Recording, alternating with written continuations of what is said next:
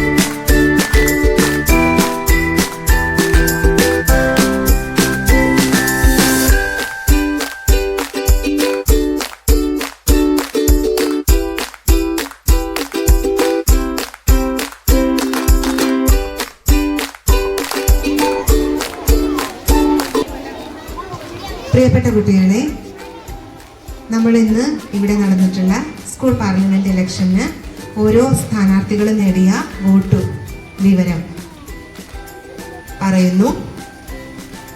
Dhyan K 55 വോട്ടുകളാണ് നേടിയത്. സ്കൂളിയുടെ സ്ഥാനത്തേക്ക് മത്സരിച്ച ധ്യാൻ കെ 55 വോട്ടുകൾ. അദീക് വേദ് 75 വോട്ടുകൾ നേടി.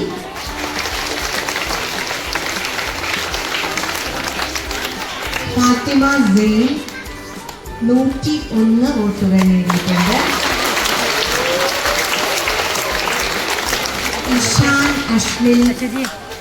ഇഷാൻ അഷ്മിൻ ഇട്ടി 108 വോട്ടുകൾ നേടി. അമൻ അഫ്താബ് 135 വോട്ടുകൾ നേടി ഒന്നാം സ്ഥാനത്ത് എത്തിയിട്ടുണ്ട്. സ്കൂൾ ലീഡർ സ്ഥാനത്ത് വിജയ് വോട്ട് നേടി.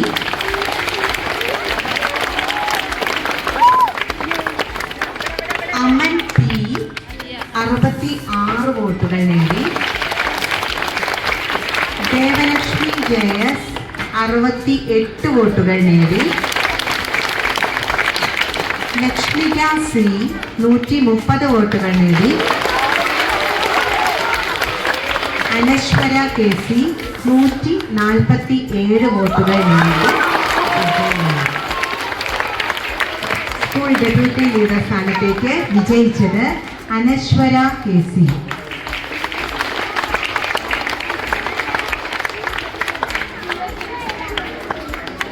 അനശ്വരയ്ക്ക് അഭിനന്ദനങ്ങൾ. അതോടൊപ്പം സഹമത്സരാർത്ഥികൾക്കും അഭിനന്ദനങ്ങൾ. നിങ്ങളെല്ലാം നമ്മുടെ CGLPSCU ക്യാമ്പസ് പാർലമെന്റിലെ അംഗങ്ങളും വിവിധ വകുപ്പുകൾ കൈകാര്യം ചെയ്യുന്ന മന്ത്രിമാരായിരിക്കും. അപ്പോൾ നിങ്ങൾക്ക്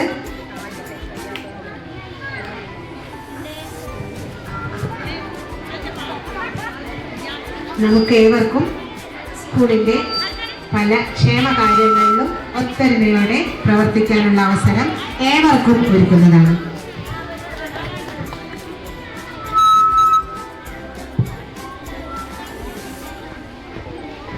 അതുപോലെ തന്നെ മിടുക്കരായ കുട്ടികളാണ്.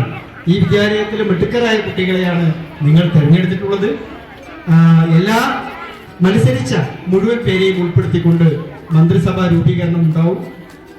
അതോടൊപ്പം തന്നെ നമ്മുടെ സ്കൂളിൻ്റെ അച്ചടക്കം, ഭക്ഷണം, മറ്റുള്ള കാര്യങ്ങളിലൊക്കെ ശുചിത്വം ഉൾപ്പെടെയുള്ള എല്ലാ കാര്യങ്ങളിലും ഇടപെടുന്നവരായി ഈ തെരഞ്ഞെടുക്കപ്പെട്ടവരും മത്സരിച്ചവരും മാറുന്നു എന്നുള്ളതാണ് നമ്മൾ കണ്ടുപോകേണ്ടത്. അതുപോലെ തന്നെ നമ്മുടെ എല്ലാ ചടങ്ങുകളിലും നേതൃത്വപരമായ ഒരു പങ്ക് ഈ തെരഞ്ഞെടുത്ത സ്കൂൾ ലീഡറും ഡെപ്യൂട്ടി ലീഡറും അവർക്ക് ഏറ്റെടുത്ത് നടത്താൻ കഴിയട്ടെ. അല്പമൊക്കെ സംസാരിക്കുന്ന തരത്തിലേക്ക് കേട്ടോ, മൈക്കിലൊക്കെ സംസാരിക്കാനും ഒക്കെ നിങ്ങൾക്ക് കഴിയണം. അതിനുള്ള ഒരു ശ്രമമൊക്കെ ഉണ്ടാവണം. അതുപോലെ തന്നെ RJ ഹണ്ട് നാളെ നടക്കാൻ പോവാണ്. അപ്പോൾ RJ ഹണ്ട് നടക്കാൻ പോകുമ്പോൾ കുറേ കുട്ടികൾ എങ്ങനെയാണ് റേഡിയോയിൽ അവതരിപ്പിക്കുക എന്ന പരിശീലനം നടത്തിക്കൊണ്ടിരിക്കുന്നുണ്ട്. നല്ല ഒരു ഒരുക്കം അതിനുണ്ടാവണം. വോട്ട് ചെയ്ത് വിജയിപ്പിച്ചവർക്ക് എല്ലാവർക്കും നന്ദി.